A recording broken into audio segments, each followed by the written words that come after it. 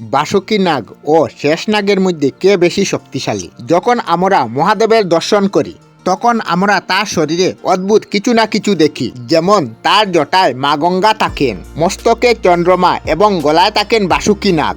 আর নাগের কথা বলতে গেলে ভগবান বিষ্ণুও হাজার মাথাওয়ালা সর্পের বিছানায় শুয়ে থাকেন।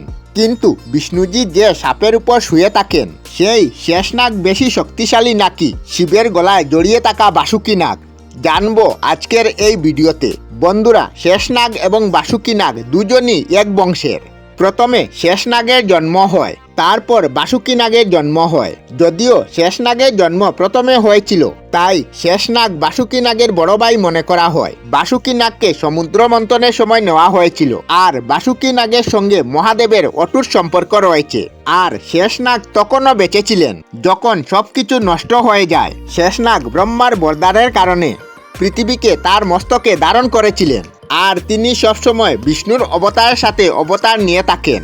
ত্রেতা যুগে লক্ষণ, আবার দ্বাপর যুগে বলরাম রূপে জন্ম নিয়েছিলেন, তাই বেশি শক্তিশালী তো শেষনাগ। এই বিষয়ে আপনাদের কি মতামত কমেন্টে জানাবেন।